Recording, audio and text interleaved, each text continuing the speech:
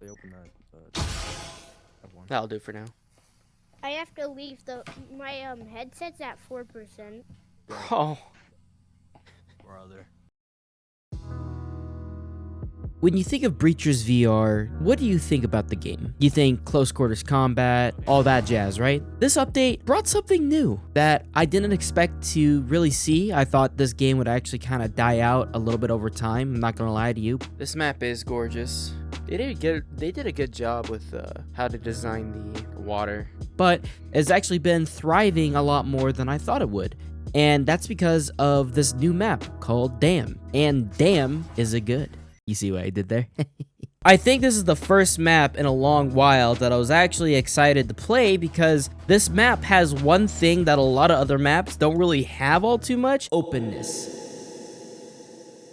There's long hallways, big areas, and it allows us as users and players to actually use other weapons other than the Vezin. The Vezin is the best weapon in the game because of the high fire rate, high pen, and high damage, and also the damage fall off range doesn't matter because most people play in fucking hideout.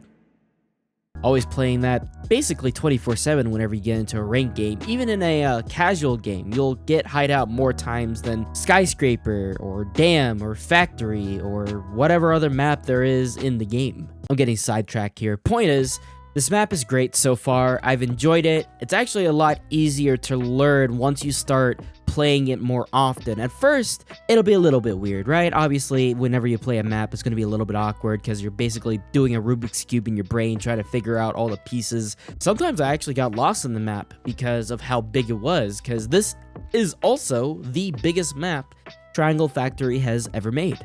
And with this map being so big, the best thing about it is other weapons are much more viable in comparison to using just the Vezin or close-quartered weapons, because a lot of maps, again, are very close quarter. You know, you look from the top down and you see a lot of small little rooms that people go into, and they either use like an SMG, a Vezin, or something along the lines of that have a shorter fall-off range because you're going to be close quarters anyways. There's no point. And so now seeing this map have long ass hallways with really big areas. Staircase, bro. Oh my god, this map is humongous.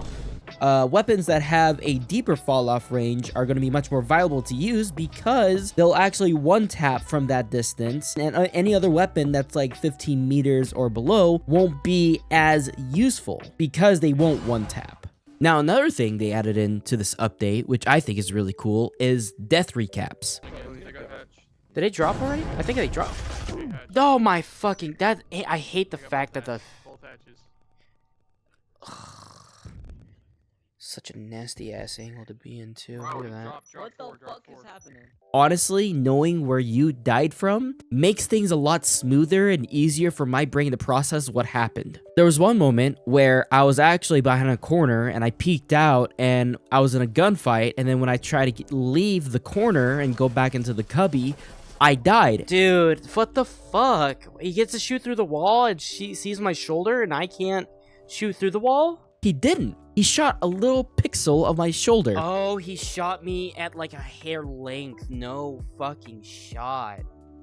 Good play. Good shot on him. But that made me feel a lot better, knowing that I got shot with a red laser indicating where I got shot from. But the only thing I really wish they added in was seeing how much damage you did to the other player. Because honestly, there's been something going on, something a little bit weird, where if you use a weapon that is, you know, one shot tap in the head, sometimes it doesn't register. Okay. We gotta talk about that. You heard that, right?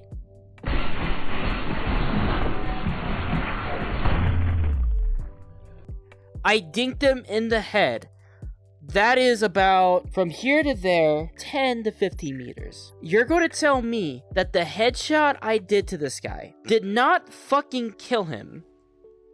It didn't kill him. Even though it makes the sound and it registers fully that you did damage to him, it's crazy. Now, another thing that is brought up with this update, even though it's kind of really just a really small update, is some changes to some things. Like the other SMGs, the Omen and the RCP, now have the same recoil as the Viper for the time being. I don't know if they're going to change it or not, but the recoil is now very similar to each other. So the Omen's actually usable now, and the RCP can now be probably the best SMG you can use. And then one more thing is the grenades for the incendiary grenade got changed. It has an uptick for more damage, but that's really it for the update. If there's something I really want to talk about real quickly though, is I really want to see different scopes in the game. I don't really like just the 2 scopes of the hollow and red dot. I personally enjoy having a variety of scopes so that I have my own little personal, style with what weapon I use. Like for example, the Cadillo, I would use a 2-time scope with that instead of a 1-time scope. And then for other weapons, I would use the 1-time scope or no scope at all. Sometimes I use iron sights for the shit of it, and it feels a lot better than to try to find a reticle on your reticle. And that's really it. I hope you guys have a great rest of your day. I am going to be streaming today, actually, on Friday. Yes, you heard that right. I am streaming Friday today on the 28th of June. Yes, you heard that right, the 28th of June. And I have a stream schedule on my Discord, which I suggest you go and follow. It's not really energetic right now because there's not enough people in there to really talk about stuff, but I am in there every once in a while, just chilling out, listening to some music, watching YouTube videos. And also, if you enjoy the content, press like and subscribe and all that jazz that everyone else says. And that's it for me. Deuces, take care, everyone.